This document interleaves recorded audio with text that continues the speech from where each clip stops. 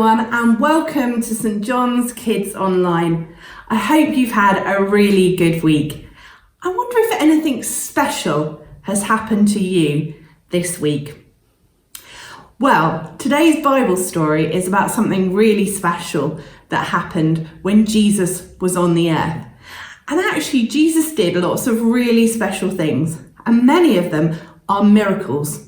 Now, a miracle is something that only God's power can do. You can't explain it in any other way other than to say God's power did that. And so Jesus was able to do lots of miracles. And I wonder how many of those miracles you can remember. Here's a challenge for you. Either with a piece of paper and a pencil, write down a list of all the ones that you can remember together at home, or you might just want to number them off on your fingers.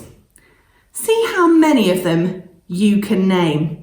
Now, you're going to need to pause the video because next is me telling you all of them. So pause me now, have a go at listing all of them, and let's see how you get on.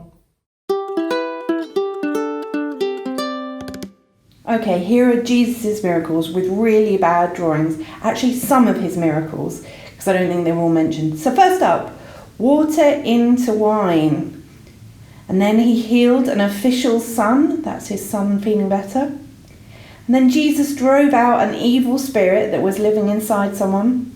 And then he healed Peter's mother-in-law. She had a fever. And he healed lots of people. It says that quite a few times in the Bible. He helped the disciples to catch lots of fish. He healed a man that had leprosy. That's a bad skin condition. He healed the centurion's servant. There's a centurion and there's a servant. He healed a paralysed man. Yeah, that one where he lowered him down through the roof. He healed a man's hand. He brings a widow's son back to life. Then Jesus calmed the storm. Look at that lovely sun. He then drove out some evil spirits in two men and actually put them in pigs. He healed a woman in the crowd who touched his cloak.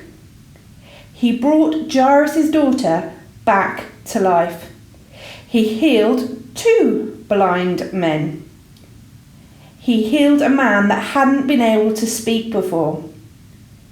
He healed a man by the pool. He fed 5,000 men and all their family. He walked on water. Pretty amazing. He healed lots of people who touched his clothes. That's what it says. Jesus then healed a woman's daughter. That's today's story. He healed a man who was deaf and couldn't speak. He fed 4,000 people. Yeah, that's right. It's 2 stories. He healed a blind man, another one, and then he healed another blind man, but this time he used mud. He healed a boy that had an evil spirit inside of him. This is another one. He found money for tax in a fish's mouth. He healed a man that couldn't see or speak. He healed a woman who was hunched over for 18 years. He healed a man who had a swollen, puffy body. He healed 10 people who had leprosy. That was the thing on their skin. He brought Lazarus back to life. There's his sisters. He healed Bartimaeus, who was also blind. And then it says again, he healed lots of people. This is a strange one. He made a fig tree wither and die. He healed a man's ear that had got cut off. And again, he made the disciples catch lots and lots of fish.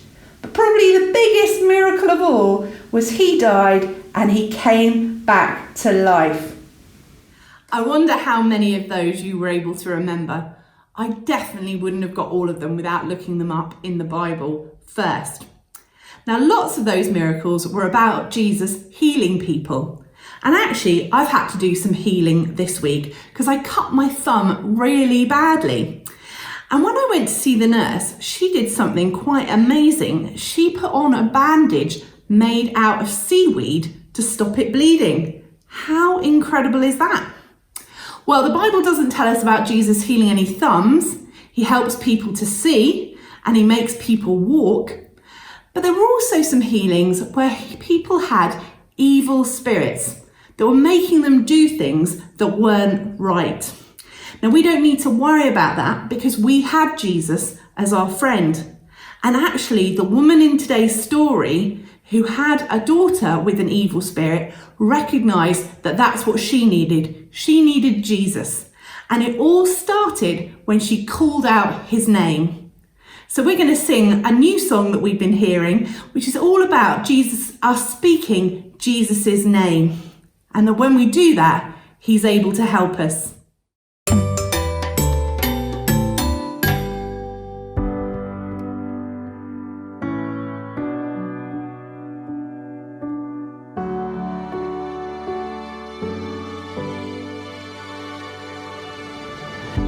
Every day is filled with voices, so much noise inside my head. And when I'm scared and when I'm feeling all alone, all I gotta do is speak your name.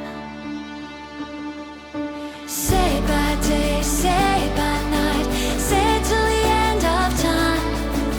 All I gotta do is speak your name. When I wake up in the morning, you're my friend throughout the day. And when I close my eyes to sleep the night away, all I gotta do is speak your name. Say it by day, say it by night, say it till the end of time. All I gotta do is speak your name. Say it by day, say it by night, say it till the end of time. All I gotta do is speak your name.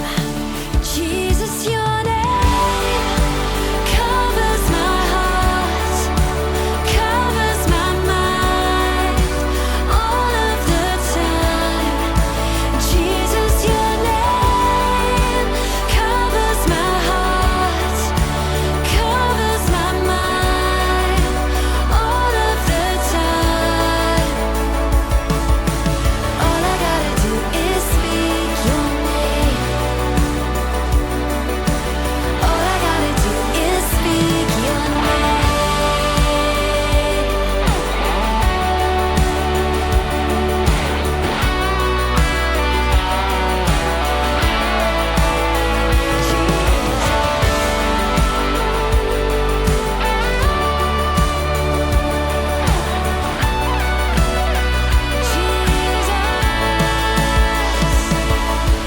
Say it by day, say it by night, say it till the end of time. All I gotta do is speak your name. Say it by day, say it by night, say it till the end of time. All I gotta do is speak your name. Jesus, your name covers my heart, covers my mind all of the time. Jesus, your name covers my heart, covers my mind all of the time. All I gotta do is speak your name. All I gotta do is speak your name.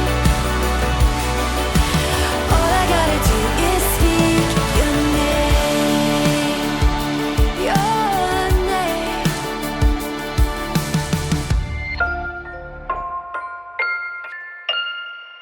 Good morning everybody, my name's Claire and today I'll be bringing you the story from the Bible. Today's story is about a man called Lazarus, his two sisters Mary and Martha, and of course Jesus. We read in John chapter 11 that Lazarus became really poorly whilst at home with his sisters. Mary and Martha did everything they could to look after him and make him better, but he just got worse. Jesus, who was spending time with his disciples, heard that Lazarus was really sick, but he didn't go straight to him. Instead, he told his friends that the sickness would not end in death and that God would be glorified.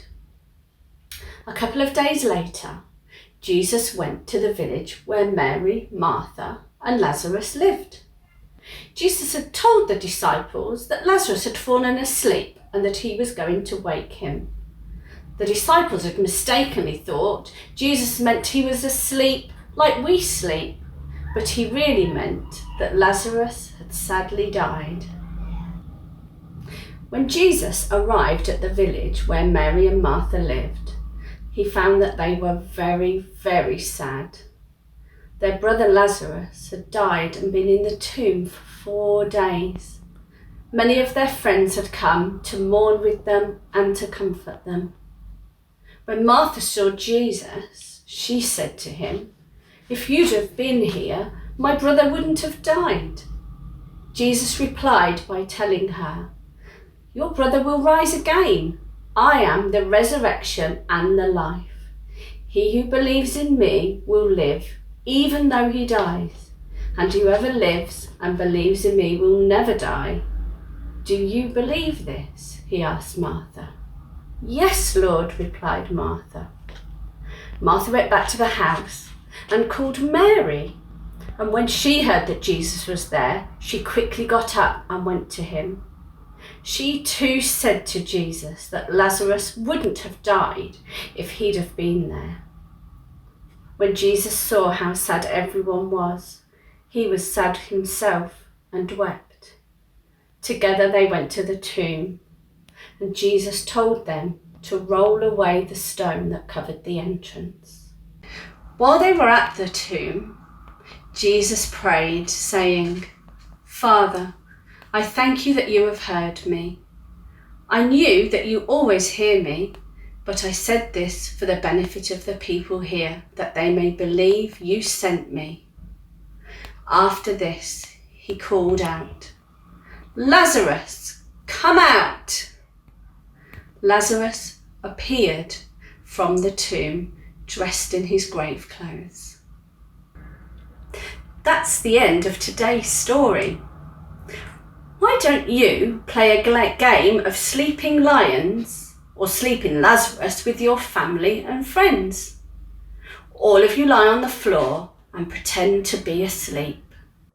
Take it in turns to be the person to try and get everyone to move by tickling them or making them laugh. The only time the people on the floor are allowed to move is when you shout, "Come out, Lazarus!" The winner of the game is the first person to stand to their feet. I hope you all have a lovely rest of the day. Bye!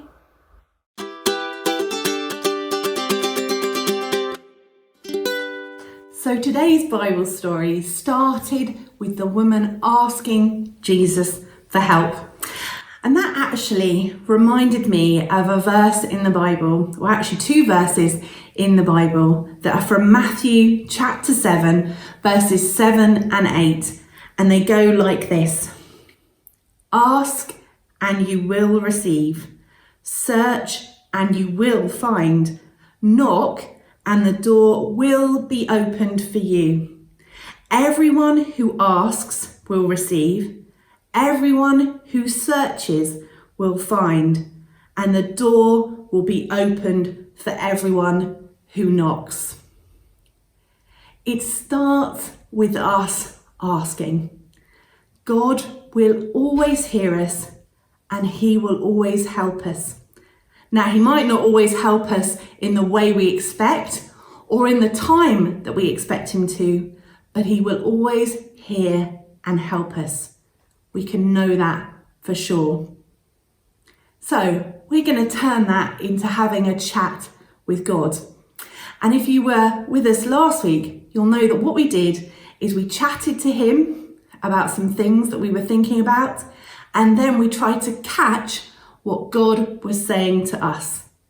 Because a relationship with God is about us speaking and God speaking. What I'm going to do again is I'm going to suggest some things that you might want to chat to God about. You can either do that in your head, like that, or you can whisper it into your hands like that. And then we'll spend some time trying to catch what God says to us. Don't worry if you find that hard to begin with. It can be difficult sometimes to know when it's God speaking to us and whether it's just something we've thought of. But actually, the more we do it, the easier it will become to hear God's voice and to catch what he's saying to us. So let's start chatting to him now. Why don't you tell God, what's your favourite food at the moment?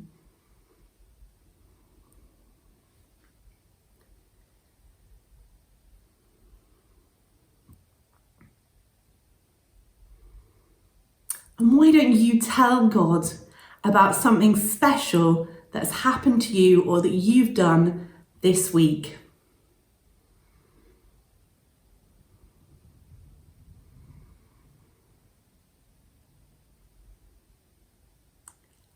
And now tell God about something that's making you feel sad at the moment, or maybe worried.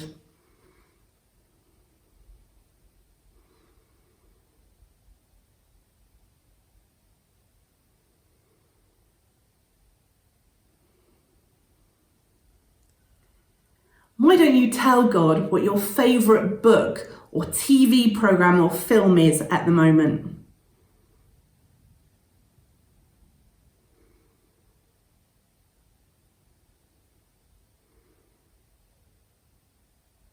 And now, why don't you ask God for help with something that's worrying you or that you need him to help you with this week?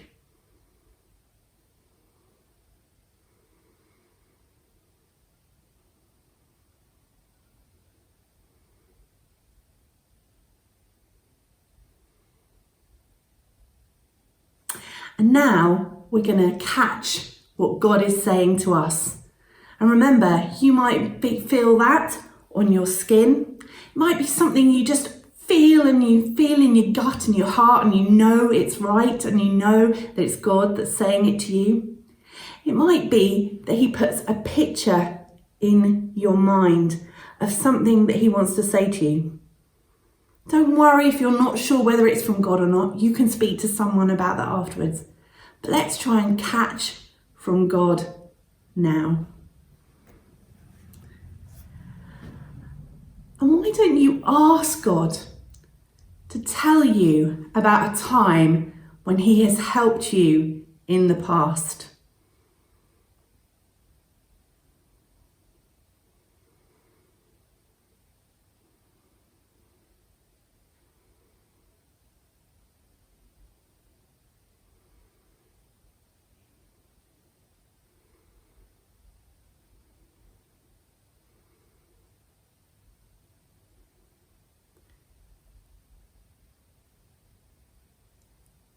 Now, ask God, what do you want to help me with at the moment? What does God want to help you with?